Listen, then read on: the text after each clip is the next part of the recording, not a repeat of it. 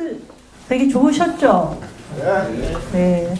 저도 오늘 참 많은 걸 많이 듣던 얘기도 있고 또 새로운 얘기도 있는데 너무 좋더라고요. 그리고 많은 걸 생각하게 되는데 저는 일단 전용 박사님 말씀을 들으면서 어떤 서울시장 또는 뭐 정치인 이런 사람들의 어떤 이제 어떤 결정과 뭐 욕망이라고나 할까?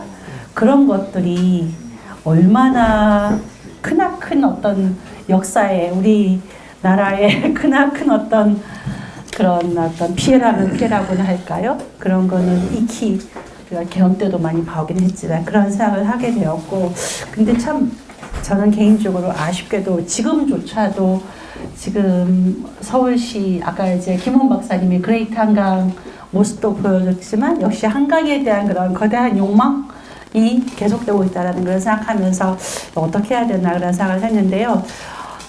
진행을 일단은 이렇게 해보면 어떨까 싶어요. 먼저 제가 사회자니까 막강한 권한을 가지고 제가 아마 여기 선생님들이 다 궁금한 게 많으실 텐데 아주 간략한 질문으로 한번 여는 걸 해서 두 분께 질문 하나 워밍업 차원에서 간단한 걸 한번 드리고, 또 제가 아마 두 분이서 서로를 잘 아시기도 하겠지만 또 두 분이서 서로한테 궁금한 게 있으실 것도 같아요. 그런 게 질문도 하고 그 다음에 자유롭게 이렇게 플로어에서 선생님들이 어떤 이야기를 하면서 이어나가면 어떨까라고 생각하는데 괜찮을까요? 네, 저는 아까 전우용 박사님한테 먼저 궁금한 게 뭐 역사에서 뭐 가정이라는 건 없지만 하면서 말씀을 하셨는데, 그러면서 그렇지만 그래도 한강을 위해서 이것만 아니었더라면 하나만 꼽으신다면 뭐가 있을까라는 질문을 한번 드려봅니다. 한국 전쟁이요. 6.25 전쟁만 아니었다면 우리가 서울 시민 피난시키는 문제를 고민할 필요도 없었을 거고요. 그럴 고민이 없었다면 굳이 한강을 가운데 둔 대도시를 만들겠다는 무모한 계획을 세우지도 않았을 거예요. 서울이 컴팩트한 도시로서 컴팩트해봤자 한 500만 정도 수급되는 도시로서 존재하고 한강 남쪽에 별도의 도시를 만들려면 만들고 이런 방식으로 됐을 것이지, 어떤 전쟁에 대한 공포가 서울을 강남으로 이전시키는 문제를 고민하게 만들었고, 당장 이전이 불가능하니까 강남북을 하나로 만드는 대도시 계획을 세워주어요. 대도시를 만들더라도, 수도라도 미국의 워싱턴 DC처럼 컴팩트한 도시를 존재하고 다른 산업도시들을 가로 만들 수가 있었거든요. 근데 지금 한강을 가운데에 둔 도시를 만들다 보니까 교통체증, 교량 건설에 따른 건설 부하, 그리고 이제 강변 그 비용 만드는 거와 관련해서 강변 파괴, 강변 도로 건설이라는 게 그렇죠. 그리고 우리 이제 김원 박사님 잘 설명해 주셨지만 사실은 이제 이런 좀 아이디어, 한강 재자연화라고 하는 거는 박원순 시장 때 한강이 목표였어요. 한강 재자연화 계획이라고 하는 거죠. 그래서 과거 한강의 본 모습이 어땠느냐를 찾으려는 노력을 참 많이 했었고요. 혹시 보셨는지 작업을 하시면서 그때 그 한강 재자연화 계획 용역 보고서 같은 것들이 좀 나왔었거든요. 이렇게 고민 좀 많이 했었는데, 그게 없었다면 우리가 이제 한강을 서울 북한의 강으로 인식할 필요가 없었을 것이다. 서울 경계의 강으로 인식하면서 계속 살았을 것이다. 그런 생각을 했습니다. 그 다음에 감사합니다. 그 다음에 이제 김원 박사님한테 사회자로서 질문을 드리고 싶은데, 아마 한강에 뭐 어딜 제일 애정이 가거나 뭐 복원하고 싶으시거나 하면은 고르시기 힘들 것 같아요. 아마 전부 다라고 하실 것 같아서 그런 질문은 드리기가 좀 어려울 것 같고요. 사실 한강 정복, 한강 개발 또는 한강을 파괴하고 또 이제 그 망가뜨리는 주역들이 되게 많은데, 과거에도 있었고 지금도 있는 것 같고 앞으로도 있을 것 같다는 생각이 좀 우려가 있는데요. 김원 박사님이 생각하시기에 누가 가장 이런 말은 좀 저기한 질문인 것 같은데, 그러고 좀 안 그랬으면 좋겠다, 과거에 있는 분들 포함해서 이분이 안 그랬었으면 좋겠다 또는 앞으로 안 그랬으면 좋겠다라는 분이 있으면 좀 너무 그런가요? 아니면 과거 인물도 괜찮습니다. 그래서 한번 말씀 주시면 좋을 것 같습니다. 예, 다분히 의도가 있는. 죄송합니다. 그죠? 그러니까 결국은 한강종합개발을 준설과 보 이거였었거든요. 대규모 준설. 그래서 80년대 당시에 한강종합개발을 하면서 모래 팔아서 번 돈이 2천억 원이었습니다. 2천억 원이었고 상당히 큰 돈을 거기서 벌었고, 그 다음에 그걸 통해서 보를 막고 그 수심을 유지하면서 배가 다니게 하자. 이게 앞뒤가 좀 안 맞습니다. 그러니까 보를 막아놓고 배가 다니게 하자. 못 가잖아요, 배가. 보가 있으면. 근데 그런 것들을 지금도 계속 그렇게 유지를 하고 있거든요. 그러니까 왜 한강의 모델을 그런 식으로 만들어 갔을까? 그 당시에. 뭐 70년대도 마찬가지, 80년대도 마찬가지. 누구를 딱 특정해서라기보다도 왜 모델을 그렇게 단순하게 갖고 갔을까? 훨씬 더 다른 형태로 갖고 갈 수도 있었는데 하는 것들이 저는 사실은 상당히 아쉬운 부분입니다. 그러니까 한강의 원형, 한강을 아무리 개발 시대지만 한강에 대한 어떤 뭐 기본적인 철학, 기본적인 미래 비전 이런 것들을 조금이라도 가졌었으면 지금하고는 전혀 다른 형태가 됐을 텐데, 이제 그런 것들이 이루어졌고 그 이루어진 것들을 샘플이 되어서 또 4대강까지도 연결됐으니까, 그래서 전국으로 다 확대가 됐으니까 사실은 그게 제일 좀 안타까운 부분입니다. 네, 두 분 말씀 감사하고요. 제가 그 다음은 원래 두 분이 서로한테 질문을 생각했는데 생각해보니까 두 분은 조금 더 이야기가 물리고 나서 뒤에 하셔도 될 것 같고요. 지금 이제 여기 앉아 계신 선생님들이 어떤 말씀을 나눠주실지가 전 너무나 궁금합니다. 지금부터는 편안하게 지금 앞에서 들은 이야기들이 되게 굉장히 풍성한데 어떤 질문이라도 좋으니까 먼저 누가 질문을 시작해 주시겠습니까? 아이고, 우리 어머니 박사님이 번쩍 손을 드셨어요. 제가 조금 일찍 나가야 돼가지고, 저는 말씀드렸듯이 저 관악구 도림천변에서 왔는데, 도림천도 뭐 복개의 시제를 거쳐서 이제 복개 걷어내고 이제 하천을 복원을 해냈다고 하는데, 사실상 이제 서울 시내에서 복원됐다라고 얘기되는 지천들이 대체로 이제 그 하류에서 밤 시간 동안 전기로 물 끌어올려가지고 흘려보내는 형태잖아요. 근데 갈수록 정말 도림천이 너무 화장을 진하게 하고 있어가지고 좀 그렇습니다. 그리고 저희가 이제 아무튼 서울대 쪽으로 가면서 도림천이 복개를 좀 더 걷어내면서 물 펌프, 그러니까 이제 물 새로 이렇게 파운데이션을 하나를 더 설치했거든요. 더 위쪽으로. 근데 그냥 생각할 때 그게 관악산하고 바로 이어질 수는 없는 건가? 그러니까 저는 한강 얘기하기 전에 이런 지천들 살아나는 데 관심이 많은데, 사실 지금 저희 동네도 오세훈의 신통계획 이런 것에서는 삼성, 그러니까 예전에 달동네 되게 많았던 삼성 육동시장 안에 거기도 물길을 일부 복원한다 그러는데, 사실 형태로는 그렇게 또 펌프 끌어올려가지고 흘러내리는 일부 물이 흐르는 수변을 만들어내는 이런 식이 될 것 같거든요. 그런 지천 복원과 관련해서는 어떻게 해야 될까요? 좀 갑갑해서 너무, 그러니까 화천변을 너무 이렇게 맨날 다 조명이고 그것밖에 할 수 있는 거 없나? 딴 방법 없나? 이런 게 좀 고민이어서, 네, 혹시 김원 박사님이 주로 말씀을 해주실 것 같지만, 우리 이렇게 흐뭇하게 웃고 계신, 생각이 많으신 우리 전우용 교수님도, 네, 말씀해 주시면 감사하겠습니다. 사실은 제가 이제 박원순 시장 할 때 한강시민위원회, 청계천 시민위원회 다 관여하면서 이제 옛날부터 찾고 하는 작업들을 좀 했었거든요. 좀 빗나가는 얘기를 좀 하나 해볼게요. 빗나가는 걸 느끼실 수 있을 거예요. 1945년 9월 초에 미군이 조사한 바에 따르면 서울권역에 우물이 5만 5천 개가 있었어요. 서울 시내 당시. 지금의 서울이 아니고요. 이제 영등포만 서울에 편입되어 있는 강북 일대에만 서울 우물이 5만 5천 개가 있었어요. 지금은 이제 우리 하나도 없어요. 하나도 없다고 보는 게 맞아요. 그럼 그 우물자리 다 어떻게 됐을까요?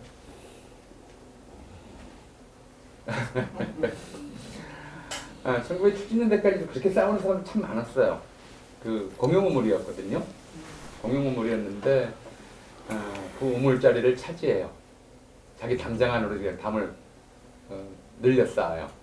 동네에서 난리가 나죠. 그래도 버텨요. 힘 있는 사람이면. 그렇게 해서 그 우물들을 사유해버렸어요. 이게 옛날 우물터다. 우물 복원하자. 불가능하죠. 사유재산이 됐으니까. 수많은 하천들이 그래요. 지천들도. 어떤 것들은 도로가 되고 어떤 것들은 도로가 됐다가 이제 사유화되고. 여기 통일시장 물길도 마찬가지거든요. 여기 물길에다 만들어 놓은 거예요. 덮어놓은 거죠. 그게 이제 시장이 돼버렸어요. 그냥 물길 덮어버린 것들이. 사실은 이제 어떤 공식적인 좀 가치도 사유재산에 대한 욕망을 이길 수가 없어요. 그런 문제들 때문에 첫 번째로는 이제 지천 복원 또는 지천의 온당한 되살리기가 좀 불가능한 상태. 그러니까 청계천 상류, 지류, 지천 되살리기 계획을 여러 가지로 검토를 했다가 결론을 낸 게 뭐냐면 서울 인구가 왕창 줄어들기 전에는 불가능하다. 이거밖에 결론을 낼 수가 없었어요. 한강도 좀 마찬가지일 거라고 보고요. 그게 첫 번째고요. 두 번째로는 이제 우리가 생각하는 자연에 대한 좀 관점의 문제예요. 예를 들어서 이제 뭐 공원에 너구리가 나타난다거나 한강변에 수달이 나타난다거나 그럼 반가워요. 근데 자기 집 앞 공원에 너구리나 오소리가 나타나면 신고해요. 그건 자연이 아니에요. 인간은 자기에게 친숙한 자연만 자연으로 인정해요. 인간에게 미해가 될 수도 있거나 인간에게 유리하지 않은 자연은 쫓아내왔어요. 그러니까 우리가 자연화라고 부르는 것이 한강 대자연화라고 부르는 것들도 모래라든가 자갈이라든가 인간에게 위험하지 않은 것들이 들어오는 것은 아무 거리낌이 없어요. 근데 정말 자연화됐을 때 위험도 아까 우리 김원 박사님 수용할 수 있는 한강 얘기했지만 사실 1960년대까지만 해도 가장 대표적인 게 이제 1966년도일 거예요. 66년도 한강 나룻배 침몰 사고였어요. 한 200명 정도 사망했어요. 한강에 다리가 없을 때, 배 타고 건널 때 한강에서 배 침몰로 인한 사망사고 매년 일어났어요. 많을 때는 한꺼번에 200명 가까이 사망하고요. 적어도 50명씩 사망하고 하는 일이 매년 일어났어요. 이제 자연으로서의 한강이 갖는 위험성, 자연 자체가 주는 위험성, 그 위험성이 배제된 자연을 얘기할 때는 결국은 인간에게 설치된 자연일 수밖에 없다. 아까 말씀하셨듯이 도림천변이 너무 화장이 짙다. 그럼 뭐 화장 지우는 게 어렵겠습니까? 근데 화장 지우고 보면 너무 흉하니까. 차라리 흉하니까. 이제 그렇게 된 거거든요. 화장 지울 수 있는 정도의 하천을 만들려면 더 많은 땅을 강에게 양보해야 돼요. 강 자체가 자유롭게 유역을 변경하면서 흐를 수 있게. 근데 그게 안 되니까 그냥 좁은 공간 안에 강을 가둬놓고 꾸미려고 이제 화장을 하는 거잖아요. 그래서 저는 뭐 어떻게 좀 할 수 없을까라는 고민하기 전에 두 가지가 바뀌어야 됩니다. 첫째로는 이제 이 공익보다 사적 욕망이 앞선 이 문화 자체가 있는 한 불가능하다는 것이고, 두 번째로는 인구가 줄어들며, 셋째로는 자연에 대한 우리들의 관점을 바꿔야 된다. 뭐 여기까지 말씀드리겠습니다. 예, 저도 조금 말을 보태면 간단하게 말씀드리면 정답이 없습니다. 사실은 정답이 있으면 다 그렇게 가겠죠. 정답이 없는데, 근데 정답이 없음에도 불구하고 지금의 문제는 뭐냐면 너무 천편일률적이라는 겁니다. 사실은 거의 모든 지구가 다 복개되어 있습니다. 조금 커서 복개하기 어려운 하천만 복개되지 않고 남아있지, 조금 작은 하천들은 서울 시내 수도 없이 많거든요. 다 복개되어 있습니다. 그게 전부 다 도로로 이용되어 있고 다 이제 그렇게 되고 있습니다. 되고 있고, 그다음에 설사 그걸 뭐 자연형으로 복원을 한다고 해도 다 표준화되어 있습니다. 그러니까 둔치 만들고 저수로 만들고 다 거기에 공원 만들어서 사람들이 뭐 산책할 수 있게 이렇게만 만들고 있거든. 천편일률적입니다. 다 거의 비슷합니다. 복개를 뜯어내더라도 비슷하고 표준 다 비슷한데, 문제는 고민이 없다는 겁니다. 사실은 뭔가 새로운 컨셉을 가지고 우리 지역은 도림천은 이런 특성이 있고 이런 역사적 전통이 있고 이런 게 있으니까 우리는 이렇게 갖고 갈 거야. 새로운 철학을 가지고 우리는 이렇게 만들어 가야 돼 하는 그런 방향성이 있어야 되는데 그게 없습니다. 지금 전 세계적으로 가장 하천 보건과 관련해서 가장 공감대가 많이 형성되어 있는 것은 자연기반 해법입니다. MBS 다 아시겠지만 자연기반 해법이라고 하는 게 사실은 방법이 아니라 컨셉이잖아요. 최대한 자연을 기반으로 해서 솔루션을 찾아보자. 그러니까 무턱대고 솔루션을 찾지 말고 가장 기반으로 자연을 기반으로 해서 솔루션을 찾아봐도 그게 자연기반 해법이거든요. 그러니까 답을 주는 게 아니라 과정, 절차를 주는데 그 절차가 뭐냐면 가장 기본은 자연으로 하고 그걸 기반으로 해서 최대한 우리한테 맞는, 우리지역에 맞는, 지금 시대에 맞는 솔루션을 찾자. 거기에 대해서 누가 일방적으로 주도가 아니라 여러 이해관계자들이 다 모여서 이 시대같이 앞으로 미래같이 광에 대한 관점 이런 것들로 해서 우리가 어떻게 만들어야 할 건지 끊임없이 방법을 찾자. 그게 먼저 선행돼야 될 것 같아요. 외국의 사례도 제가 사실 수도 없이 많이 봤는데 어떻게 정답을 갖고 접근하다기보다는 다 그런 과정을 통해서 합의된 방향으로 나가거든요. 지금 필요한 거는 좀 그런 것 같아요. 근데 우리한테는 문제는 상향식으로 진행이 되고 그런 고민들이 잘 활성화가 안 되고 하다 보니까 천편일률적으로 되고 끊임없이 그런 문제가 좀 반복된다고 봅니다. 네, 예, 우리 최동지 소장님. 아침에 전화를 받았어요. 이제 자연성 회복 관련해 가지고 그동안에 이제 한강 자연성 회복 관련해서 논의가 될 때 신곡보 얘기를 많이 했었어요. 신곡보를 이제 철거하거나 이제 환경단체 같은 경우에는 하는 게 이제 자연성 회복의 중요한 이제 시작이라고 하고 그런 이제 논의를 뭐 서울시에서도 많이 하고 있는데 요즘은 아무도 그런 얘기를 안 한다. 이제 최근에 단체들도 많이 있고 하천 운동하는 단체들도 있고 네트워크도 있는데 이제 서울환경운동연합에 계신 분이 전화 와가지고 너무 답답하다. 신곡보 철거를 얘기하는 데가 아무도 없고 어떻게 해야 될지 잘 몰라서 답답해서 연락을 했다고 그렇게 얘기를 하시더라고요.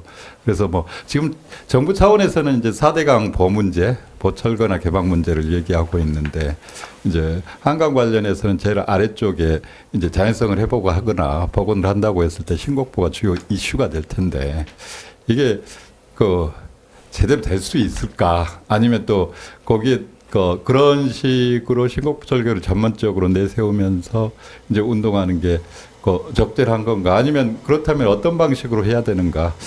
어쨌든 두 분 다 이 이슈에 대해서 고민을 했었고 관여도 했었을 거니까 지금 시점에서 어떻게 생각하는지 좀 들어보고 싶네요. 너무 좋은 질문이시네요. 김원 박사님이 좀 더 테크니컬하게 좀 접근해 주실 테니까 저는 좀 뜬금없는 얘기 좀 해봐야 되거든요. 민주적 합의라고 하는 것이 과연 가능한가? 어떻게 가능한가라는 문제. 사람들이 공익보다 사육에 관심이 많다 보면 모든 행정이 민주적 의사 절차, 의견 결정조차도 사육 중심으로 갈 수밖에 없어요.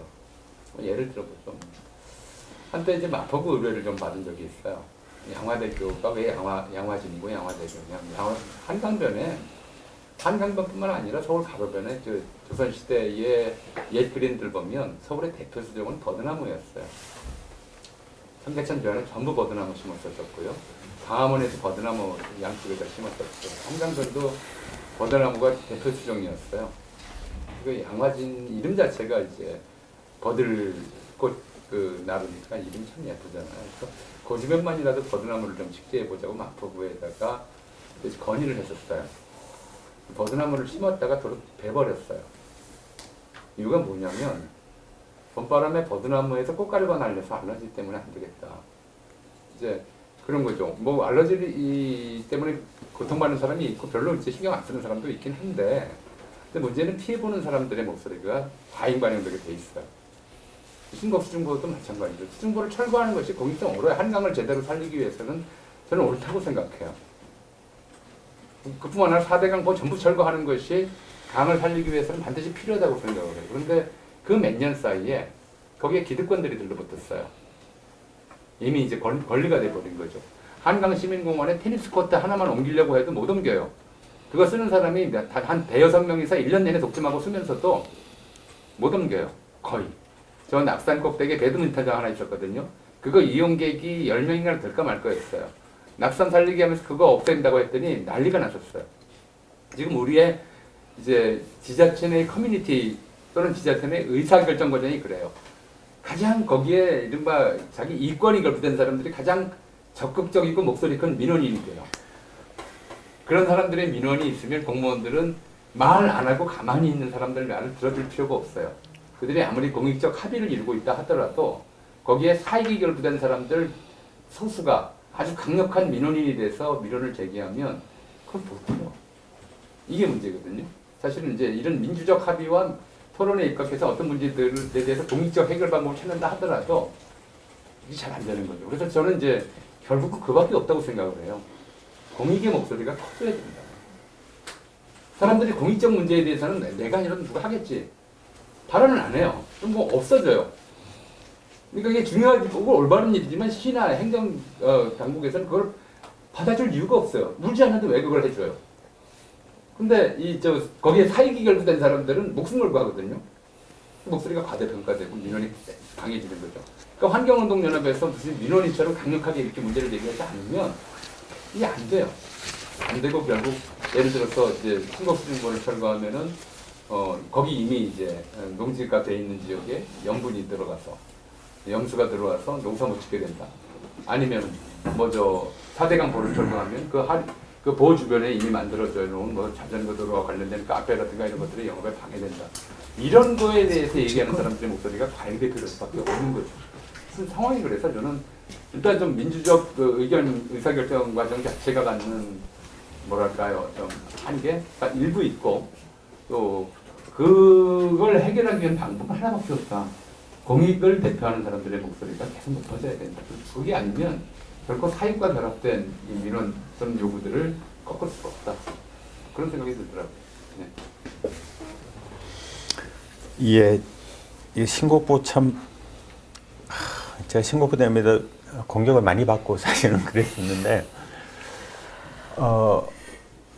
4대강도 마찬가지고 신곡보도 마찬가지고 두 가지가 동시동작입니다. 뭐냐면은 대규모 준설 그 다음에 보건설입니다.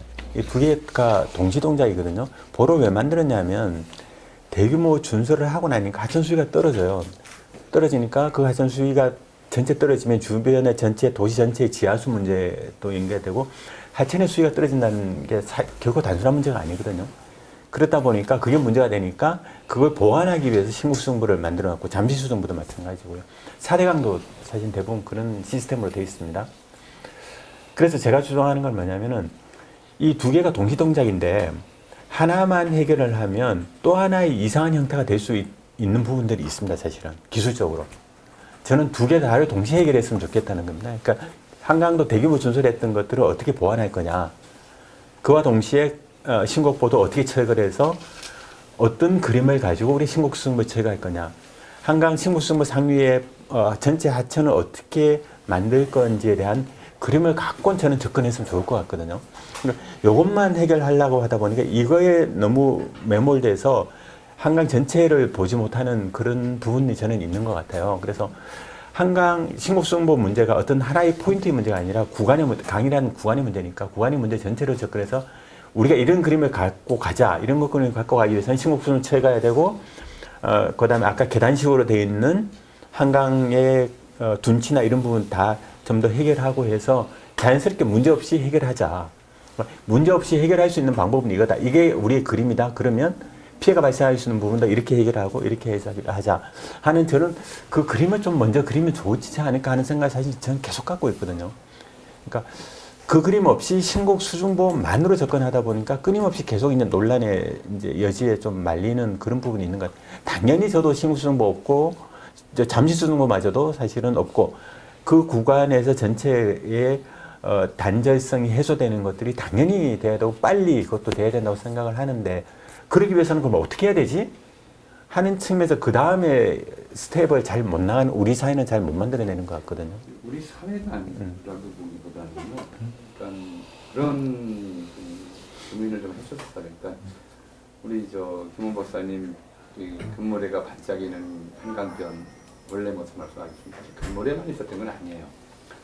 자갈밭도 있었고 진흙밭도 있었고 곳곳에 무간다가 그랬습니다. 어쨌든 한 강변의 재자연화를 위해서 가장 중요한 존재는 강의 흐름을 막지 않는 것이다. 상류가 차단되면은 거기서 돌도 안 내려오고 모래도 안 내려오고 진흙도 안 내려와요. 안 내려오면 쌓일 수가 없는 거죠. 그러니까 잠실 수중고 철거가 먼저인데 일단. 근데 그건 철거를 하면 결국은 이제 강물 먹고 사는 사람들에게 음용수 문제, 특히 상선 오염과 관련된 문제가 나올 수 있다. 신곡 수중고는 그에 비해서 좀 상대적으로 위험성은 덜한데.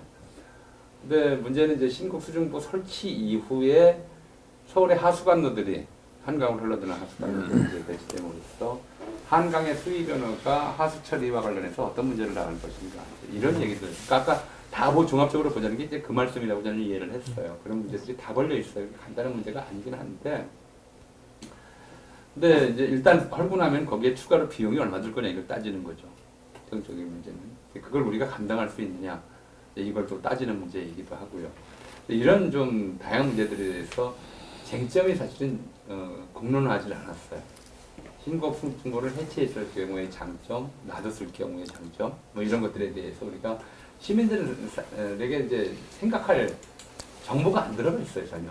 그래서 이제 전문가들만의 논의가 되고 발표할 때쯤 되면 또는 이것을 이제 결정할 때쯤 되면 이건 누가 고양이 목에 방울을 거나 에이 말자 이렇게 내버리는 거니까 우리 최덕기 선생님 말씀하셨듯이 최근에 들어서 이제 그에 관한 종합적인 뭔가 이제 장단점에 관한 해결책들을 다 만들어낼 수가 없기 때문에 사실은 어떤 경우든 무엇을 하든 간에 이미 있었던 것에 대한 현상을 변경할 때 이제 볼을 쌓는 것도 변경이고 사대강도 변경인데 변경할 때 논란이 굉장히 심했죠. 그걸 다시 돌릴 때는 이미 변경된 상태가 기본 디폴트가 돼버렸기 때문에 또 다른 변경이 돼버려요. 이런 일들에 대해서 변경에 익숙하지 않은 시민들을 설득하기가, 사람들을 설득하기가 굉장히 어려운 거죠. 저는 그게 문제라고 생각해요. 그래서 사실은 서울 시민들한테 주민투표를 할 수도 있는 문제라고 생각해요. 신곡 수중고 철거는. 근데 서울 시민들만 여기에 이해관계가 걸리는 게 아니잖아요. 김포 시민, 뭐 고양 시민 다 걸려 있으니까 이걸 가지고 어느 지역에 그 여론조사를 결정할 수 있는 문제도 아니고 지자체들끼리 협력해야 되는데 또 이건 뭐 그 문제에 관해서 이 문제가 대규모로 확산된 것도 아니고 이대로 가면 그냥 질질 끌게 되겠죠. 우리 추장민 박사님 같은 그 연구기관에서 신곡보 철거의 경제적 이점 이런 것들을 좀 만들어낸다면 모를까 그런 거 별로 없을 것 같아요. 저는 조금 추가적으로 이제 최동준 선생님 말씀한 것 좀 저도 궁금한 게 신곡보는 사실 계속 얘기가 많이 오랜 동안 이제 또 박원순 시장님 때는 어쨌거나 결정까지는 제가 됐다고 들었었는데 실행이 안 됐을 뿐. 그리고 이제 그쪽 주변에서 그렇게 어업하시는 어부들이 직접적으로 많이 반발한다는 얘기 들은 적도 있는데 저는 봤을 때 이제 가장 크게는 그런 것들은 어찌됐든 뭔가 보상이라든지 뭔가로 해결될 수 있는 문제라고 생각을 하는데요. 무엇보다도 일단은 신곡수중부를 없애면 수위가 상당히 낮아지는 부분에 있어서 일단은 한강버스는 다닐 수는 없지 않나라는 거 하나랑 그 다음에 그러니까 시민들이 한강에 대한 어떤 이미지, 물이 풍요로운 찰랑찰랑한 한강의 이미지가 상당히 달라지잖아요. 물이 그러니까 적고 강폭도 줄어들 수도 있고 어찌됐건 한강에 대한 어떤 풍요로운 이미지가 달라지는 부분에 대해서 그것을 어떻게 설득 내지 또는 공감하게 할 것인가가 이슈가 있지 않나라는 생각을 해봅니다. 김원 박사님이 아까 얘기하신 것 같아요. 타협이라고 또는 착각이라고. 마포 사신다고 저도 마포 주민이거든요. 마포구 갔더니 설명을 아주 이상하게 해요. 용산, 삼계, 마포 이렇게 나눠요. 참 마포구에서 자기 구 이름도 모르나라고 하면서 몇 번 문제를 제기했는데 공무원이 귀찮으니까 놔뒀어요. 왜냐하면 마포를 쓰는 우리말로 바꾼 게 삼계거든요. 삼 마자고 개포자예요.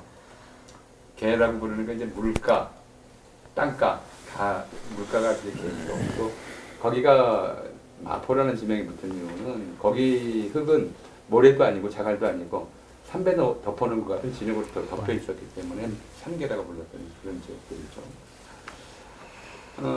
이제 그 갯벌은 강계도 바닷계랑 마찬가지로 물이 찼다 빠졌다 해요. 그게 정상적인 강이에요. 물이 찼다 빠졌다, 물이 늘어났다 줄어들었다 하는 걸 보는 게 강에 대한 제대로 학습이거든요. 지금 한강은 이게 호수지 무슨 강이에요. 계속 같은 수위로 이렇게 쭉 고정돼 있고 거기가 비만 많이 올 때 먼저 수위가 불어나지 보통 때는 그냥 보와 보 사이 높이에서 그냥 수위가 고정돼 있잖아요. 강이 아니죠. 10cm거든요. 그러니까 강이 아니고 그냥 호수인 상태로 있는 거예요. 그리고 그걸 우리는 강이라고 착각하고 사는 거죠. 이미 이 상태에서 20년 넘게 살아왔습니다. 한 반세기까지 살아왔으니까 그냥 강은 저럴 거라고 착각하게 만들었어요. 집단적 착각이에요. 강 자체가 갖는 그런 변동성. 사실 그 변동성 속에서 인간이 아름다움을 느끼고 예술을 창작하고 그랬던 거거든요. 제가 이제 박원순 시장이 한강 제자연화서 사업한다고 그랬을 때 그 당시에 박 시장한테 그런 얘기를 했어요. 한강에서 제일 이상한 게 뭐라고 생각하세요? 제가 시장한테 그랬어요. 워낙 이제 오랫동안 안 군지는 사람이니까. 뭐가 이상한 게 아니냐고 그래요. 제가 그랬어요. 여기 이젤 그리고 그림 그리는 사람 없지 않습니까? 원래 강은 아름다움의 원천이었어요. 그리고 어느 나라 강이나 강가에 가면은 센 강조차도 이젤 넣고 그림 그리는 사람도 있어요. 한강에는 없어요. 한강 저기 양수리 쪽이나 가만 부를까? 한강 이 볼리 쪽에서는 그림 그리는 사람이 없고 다리를 사진을 찍어도 강을 찍는 게 아니라 다리를 찍어요. 자연이 볼만한 게 없어져 버렸어요. 근데 한강을 제자연화하는 것이 갖는 이제 장기적인 또는 이제 이런 좀 가치들, 비물질적인 가치들 이런 게 얘기가 안 돼요. 뭘 하더라도 한강을 제자연화하더라도 경제 효과가 먼저 들어가야 돼요. 우리가 이 관념 세계 안에 머물러 있는 한 한강 제자연화는 불가능해요. 관념 자체가 이 세계에 머물러 있는데 모든 것을 물질로 환산하고 금액으로 환산하고 경제 효과로 계산하고 나서야 뭘 할 수 있게 돼버리면 경제 효과 마이너스인 건 아무것도 못해요. 이제 그게 우리의 문제인 거죠. 그런 의미에서는 그러니까 원래 강이 가지는 가치, 그러니까 원래 강의 가치, 그다음 현재 가치가 아니라 경제적 가치도 미래 가치. 강을 이대로 계속 갈 거냐? 저는 거기부터 좀 생각을 해봐야 될 것 같아요. 신곡수성보 헐자. 왜 하는데?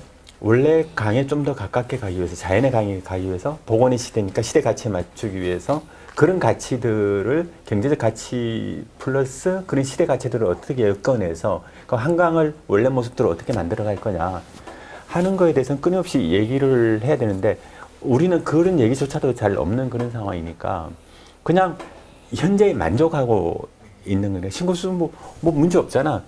물 벙벙하게 넓고 좋잖아. 보기에 좋잖아. 지하철 타고 다니면서 좋잖아. 대부분 그렇게 생각하는 것 같거든요. 뭐가 문제지? 한 가지만 좀 말씀을 드릴게요. 사실은 이제 경인운하 만들 때 이명박 오세훈 작품이었어요. 참 미친 사람들이라고 생각을 했어요. 원래 한강은 바다로 통하는 강이에요. 운하가 필요 없어요. 자연 운하였어요.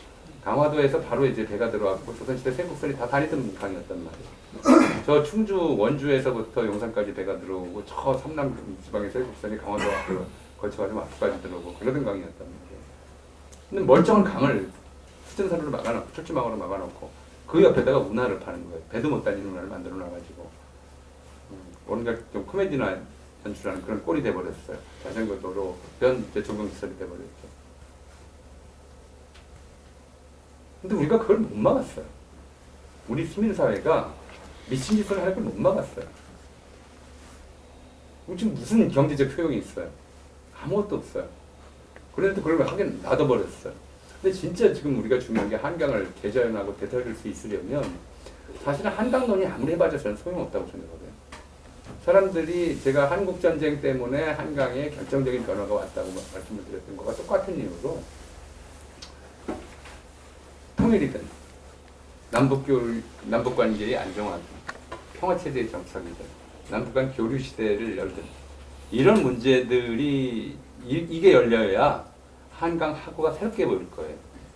한강 하구가 새롭게 보이고 거기에 한강을 통한 이제 항행이 가능해지면 그때 가서 한강을 보는 지금의 관점이 바뀔 거예요. 지금 완전히 한강은 도시 한복판에 있는 레저 시설, 레저 공간으로만 지금 고착돼 있어요, 시민들에게. 다른 이제 대안을 제시하기가 굉장히 어려워요. 이걸 자연화해서 뭐가 장점이 있느냐? 이런 얘기를 하기도 어려워요. 마치 공원에 오소리를 풀어놓는 게 좋으냐 나쁘냐는 얘기랑 비슷하게 들려요. 공원에는 개나 고양이나 다닐 수 있어야지 다른 야생동물이 다니면 안 된다라고 하는 생각과 비슷한 거거든요.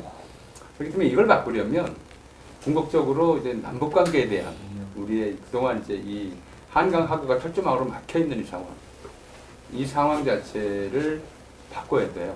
그게 바뀌어야 한강을 보는 대중적 관점도 바뀔 수 있을 거라고 생각합니다. 네, 다른 질문 들어보겠습니다.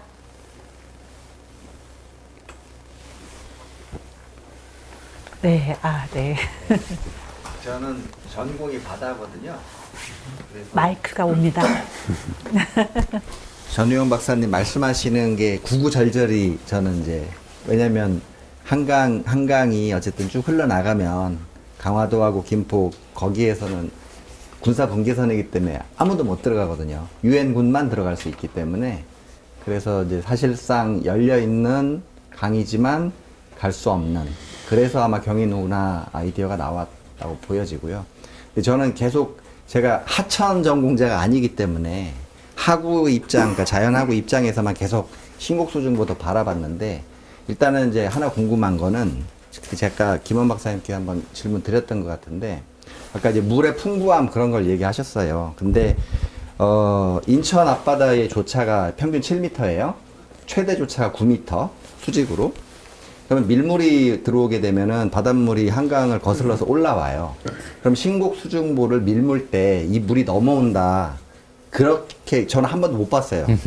근데 넘어올 수도 있다고 보여지거든요. 만약 넘어오면 신곡수중보가 없다 치면 그냥 그 물이 잠시 수중보까지 밀고 올라가요.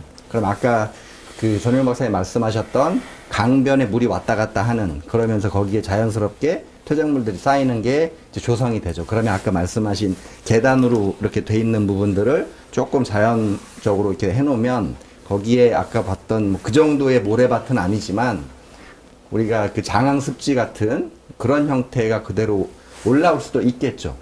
근데 이제 걱정되는 건 뭐냐면 저희가 이제 그 강화도 쪽에 갯벌을 자주 나가요.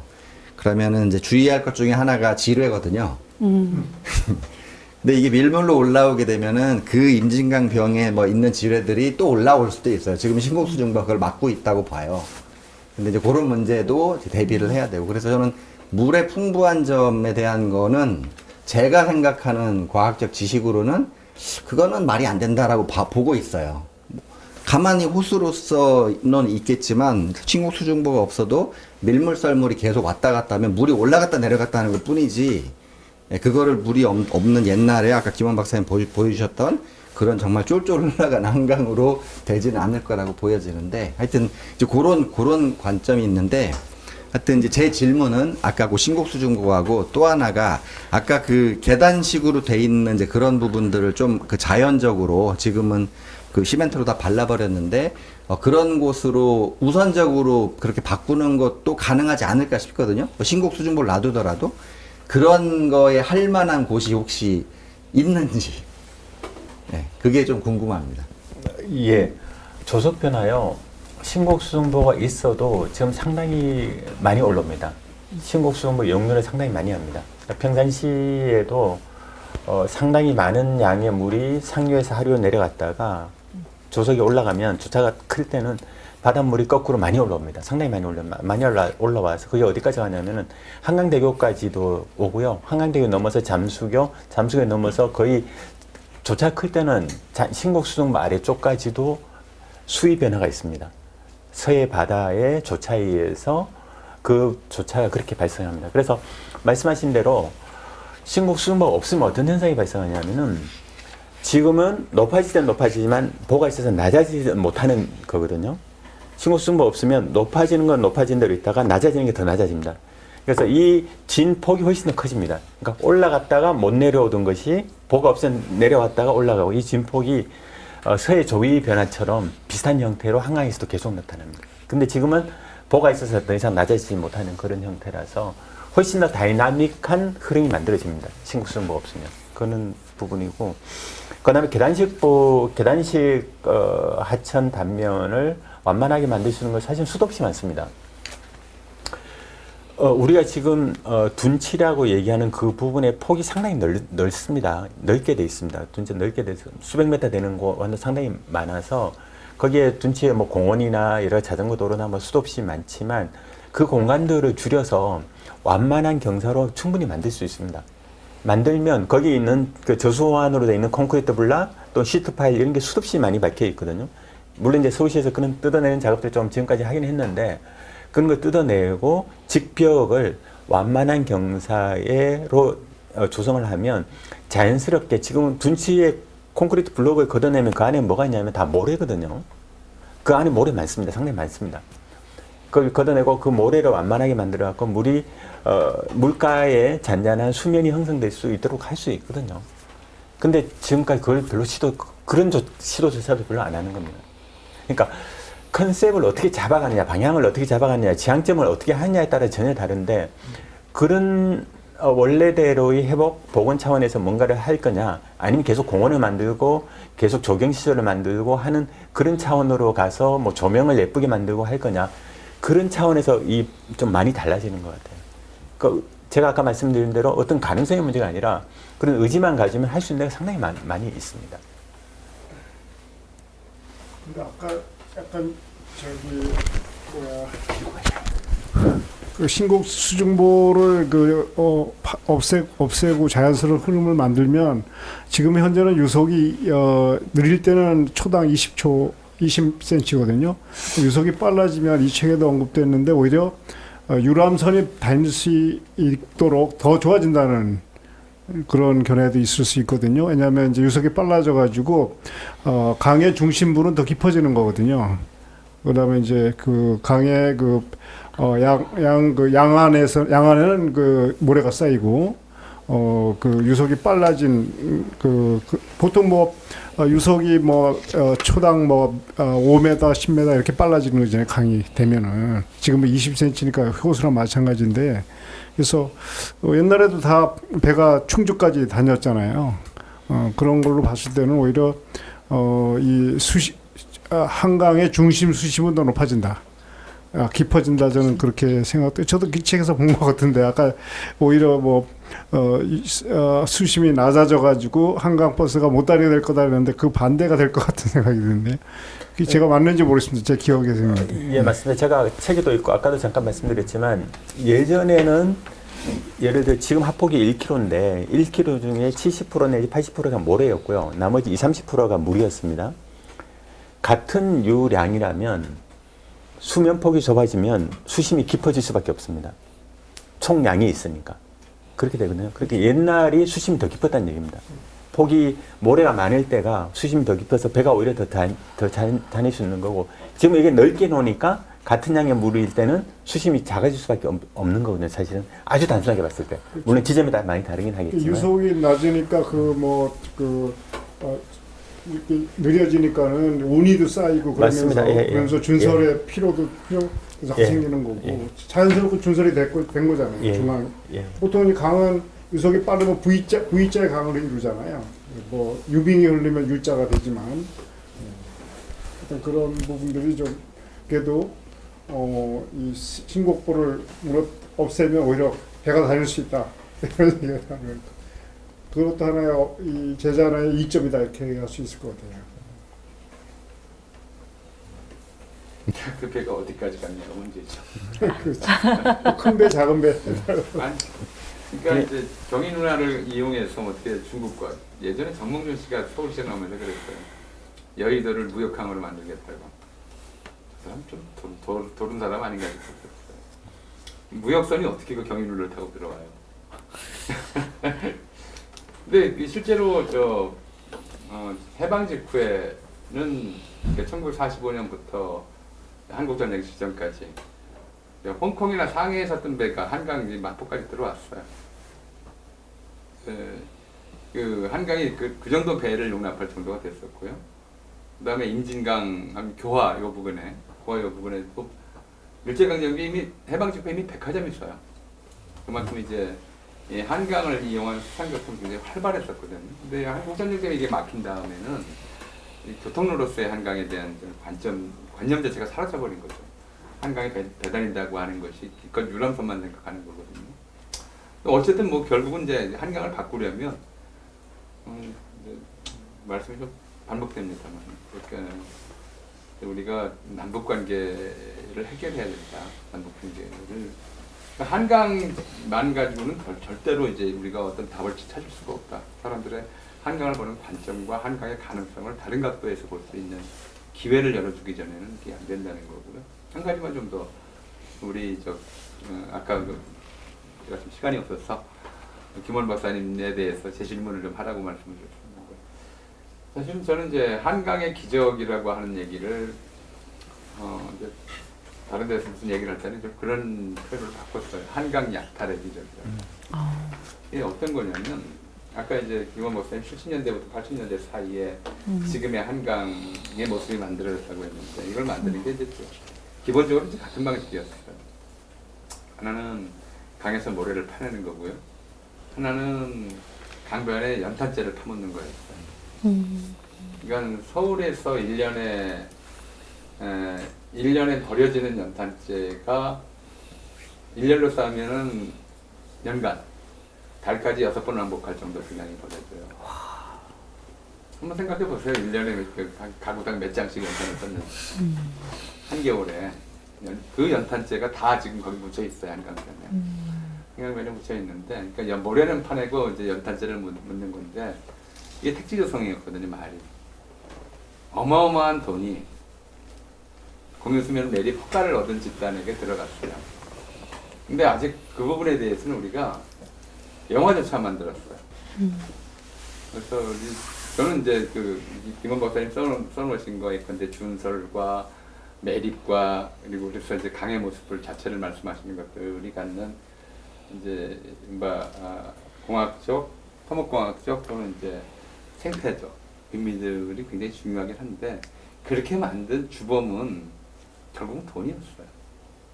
공유세면 매립권이라고 해가지고 도저히 뭐 군사정권하고 어떤 연구가 있는지 모르는 집단들, 어떤 사람들한테 한번 보세요. 그냥 한강변에다가 연탄재만 파묻으면은 땅을 저절로 버는 거예요. 그러니까 땅을 번다는 말이 안 되는데 땅을 버는 일을 80년대 우리 사회가 70년대 말부터 80년대 거쳐서 이 군사독재 정권이 해왔어요. 땅을 버는 일을 한강변에 가장 좋은 땅, 가장 고급 아파트가 들어선 땅들. 그 땅값에 지금 액수로 한다면 얼마나 될지 모르겠습니다만. 근데 그런 내용들이 좀 추가돼야 된다. 결국 한강이라고 하는 것을 망친 것은 땅에 대한 욕심이었어요. 부동산에 대한 욕심. 그리고 우리가 그걸 꺾지 못하는 한 한강에 대해서 우리가 뭐 제자연환이 무슨 친순이 인간과 자연과의 공존이니 이런 얘기를 하기가 어려워요. 저는 그렇게 생각합니다.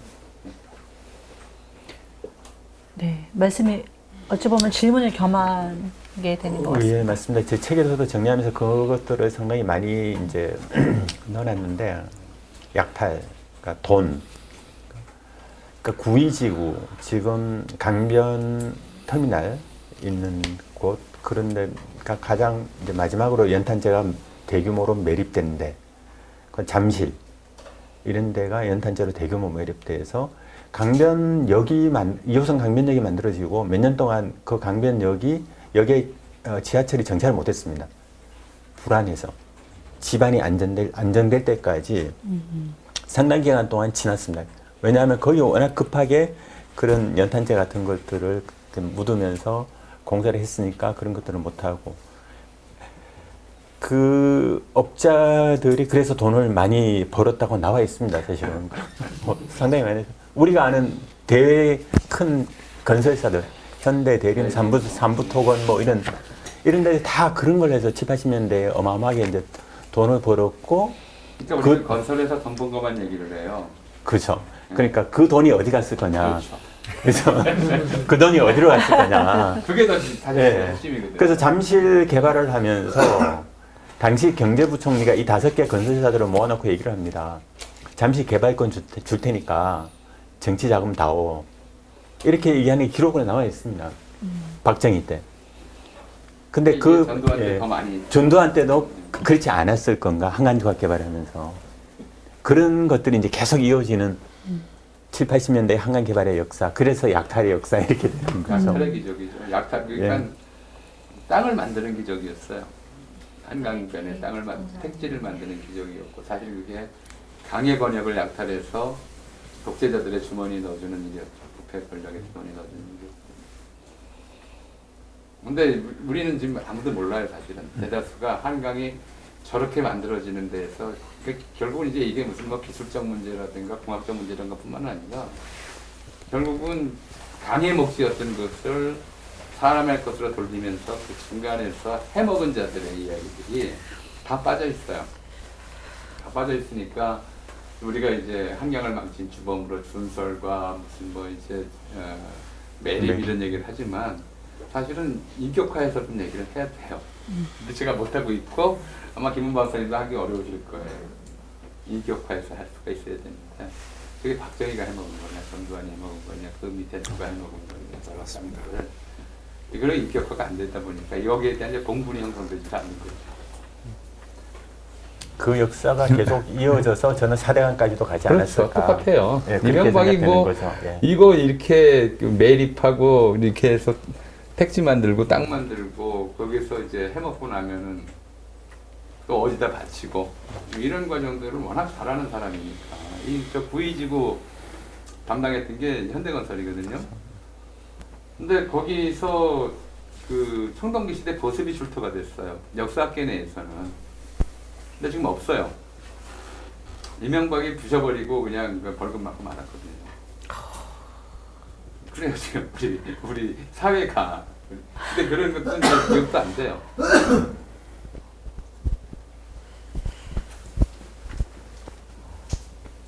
그러니까 한강변 최초의 농경 유적이 그냥 사라져 버렸어요.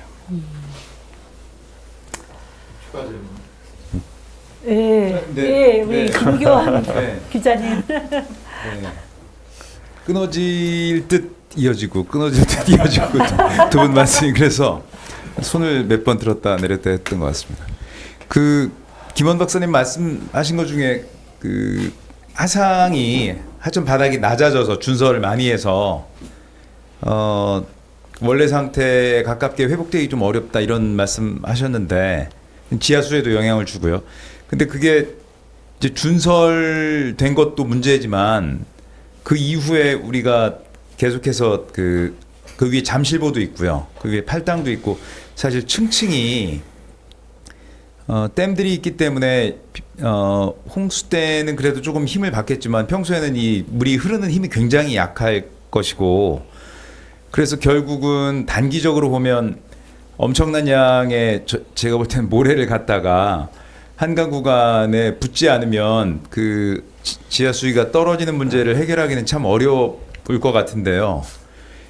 그거는 뭐 공학적으로는 가능할 텐데 그런 정도의 모래를 생물적인 뭐 그런 문제를 또 생각을 하면 아무래도 한강 수계에서 가져와야 될 텐데요. 한강 수계에서 그런 정도의 모래를 가져다가 투입할 수 있을지 비용은 많이 들지 않을지 그런 게 좀 궁금합니다. 예, 염려됩니다. 그러니까 이게 어느 임계점이 넘어서 준설을 한 겁니다. 그러니까 적절한 준설을 하면 자연적으로 회복이 가능하거든요. 자연의 힘에 의해서 이게 회복이 가능한데 이거 너무 많이 임계점을 넘어서 하면 사실은 스스로 회복을 할 수 없는 상황이 이미 돼버린 거거든요. 한강도 그렇고 사대강도 그렇고. 그럼 어떻게 할 거냐?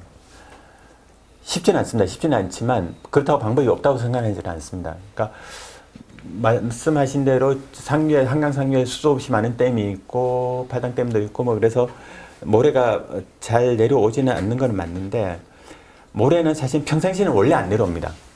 그러니까 원래 댐이 설사 없어도 평상시에는 이제 모래가 이동이 아주 이제 미미한 상태고 대부분의 모래 이동은 홍수 때입니다.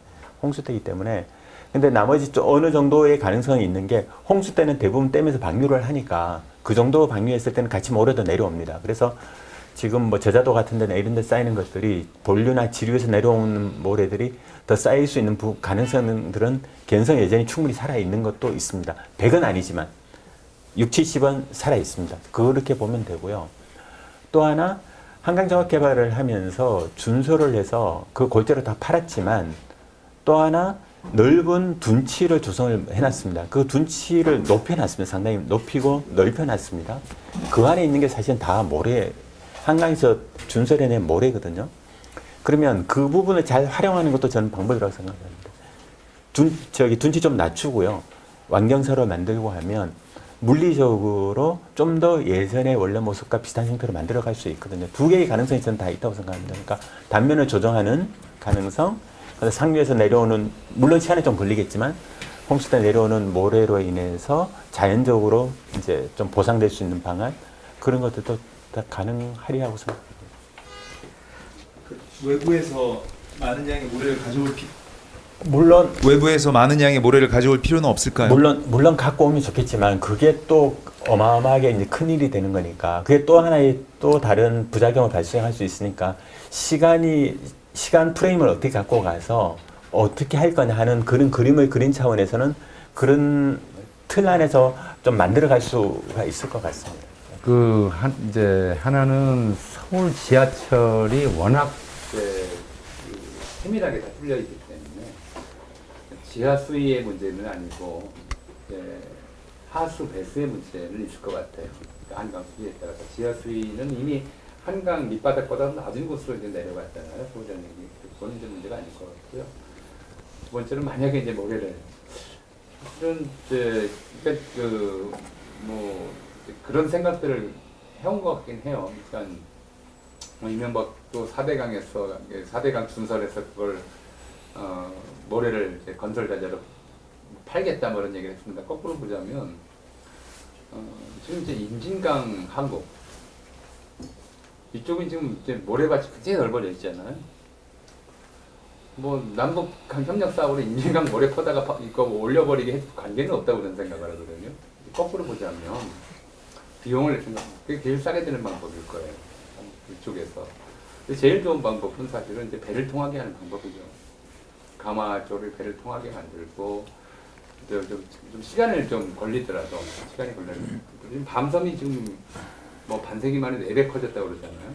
어쨌든 퇴적이 일어나고 있으니까 소사의 퇴적이 일어나고 있으니까 자연의 회복력은 거기다 믿고 맡기는 수밖에 없겠죠. 그때까지 서울 시민들이 어느 정도나 좀 인내하느냐 다소의 이제 불편까지는 없을 것 같아요. 불편까지는 없을 텐데 혹시라도 이제 비용 문제가 좀 더 들어간다면 이런 정도 문제는 아닐까 그런 생각이 들긴 합니다. 시간이 꽤 흘렀습니다. 예, 이제 질문 1개 정도만 더 받아볼까 하는데요. 누가 질문하실 분 계실까요? 오늘의 거의 플로어에서 마지막 기회입니다.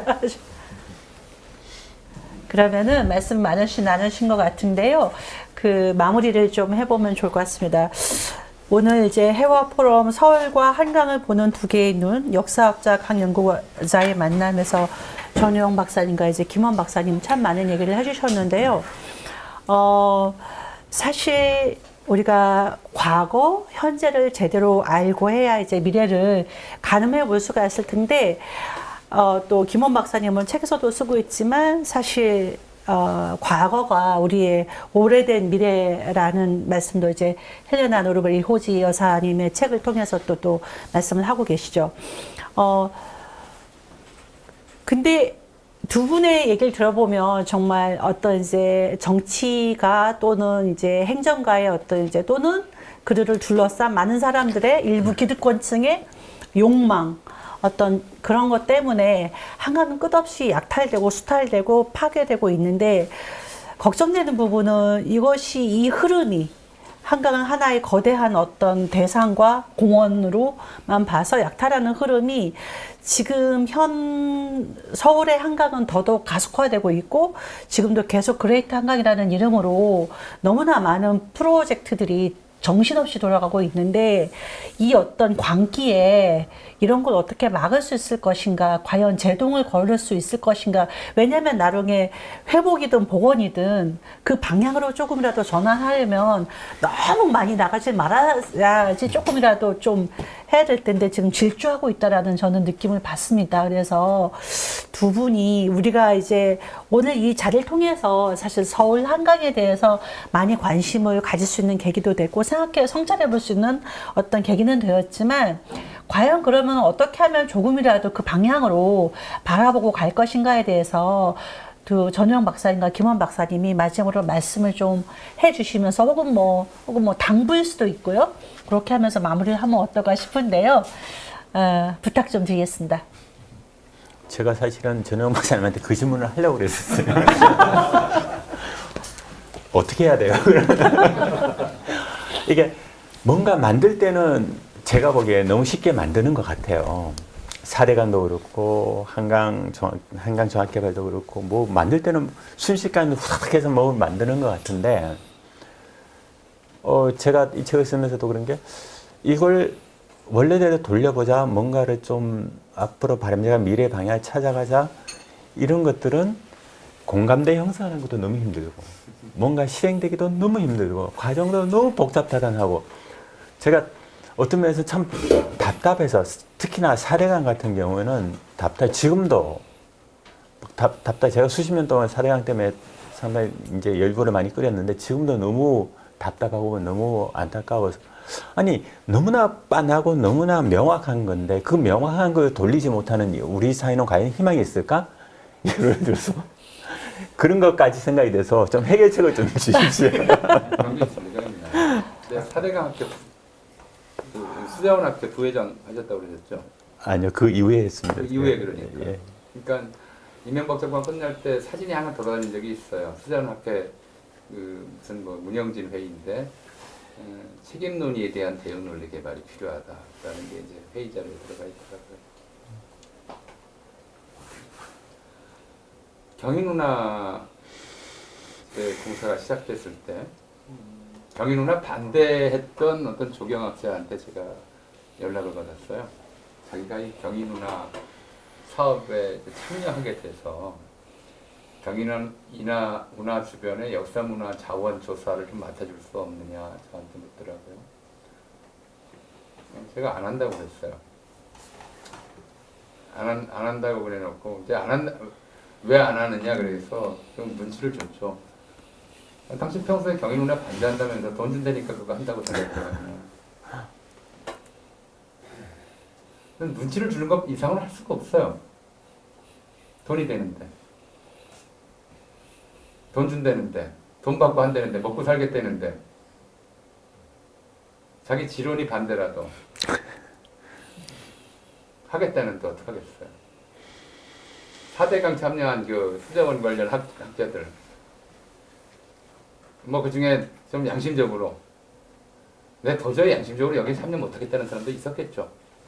또 어떤 사람들은 별별 말을 다 만들어요. 물 보고 기분 나쁜 사람이 있냐 라든가 뭐 스크류가 수지를 정화해 준다든가 별별 말을 만들어가면서 그걸 합리화하죠. 아닌 거 자기들 알 거예요. 저는 그래서 방법이 뭐냐.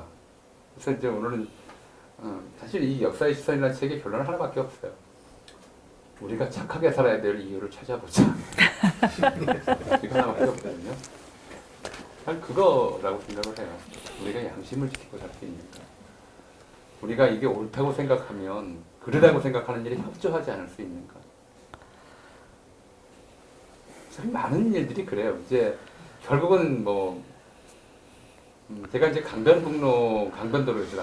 강변북로 설계한 건축가를 우연히 한번 만날 기회가 있었어요. 근데 이 양반이 80이 넘었을 텐데 자기 평생에 제일 후회되는 게 강변도 이따위로 설계한 거다. 결국은 이것 때문에 한강과 도시를 완전히 단절시켜놨다. 이런 얘기를 해요. 근데 이게 이제 제일 문제라고 생각하거든요. 결국은 그래. 권력자, 욕심 많은 사람들이 어디다가 땅을 개발하고 종묘 앞에다가 150m짜리 빌딩을 짓겠다고 하고 이런 욕망들은 다 있어요. 거기 자기 땅 가지고 있으면 그게 옳은 일이에요. 저자도 가지고 있었던 사람들은 그거 거기다가 덮어서 땅 육지 만들어 주길 원했을 거고요. 이게 안 된다고 생각하고 안 된다고 했어야 되는데 협력을 한 거죠. 돈 좀 준다고. 그래서 저는 우리 사회가 이런 문화에 그대로 있는 한은 너 평생 먹고 살 거 해줄게 계엄군해. 총 들고 국회의원 좀 잡아내. 이 말을 어떻게 거부해요? 우리가 계엄이 일어나고 있는 이런 상황, 내란이 벌어지고 있는 이런 상황이 사실은 우리 사회 곳곳에서 매일매일 벌어지고 있어요. 자기 내부에서 매일매일 내란이 일어나요. 내가 이거 해야 되나? 하면 돈 되는, 안 하면 바보 되는 거 아니야? 늘 이런 내란을 겪으면 살고 있어. 우리가 이 내란에서 벗어나야 돼. 내란적 사고에서. 무엇보다도 지식인들이, 우리 김원 목사님 같은 분들이 해라, 못하겠다, 안 된다, 해야 되는데 꼭 그런데 하는 사람들이 나타나요. 총 들고 나타난 계엄군처럼. 우리는 우리가 갖고 있는 우리 문화 자체가 좀 굉장히 받기 어렵게 만든다. 방법이 뭐냐? 그래서 처음부터 계속 이렇게 말씀드리는 거예요. 전쟁의 문화에서, 그리고 이런 좀 내란의 문화에서 자기 안에서 일어나는, 우리 스스로가 벗어나는 수밖에 없다. 벗어나려고 노력하는 수밖에 없다고 생각이 들어요. 그게 안 되면 계속 이렇게 될 거예요. 자연을 망치는 건 결국 사람이거든요. 사람의 욕심이에요. 네. 두 분께 큰 박수 부탁드리겠습니다. 네네.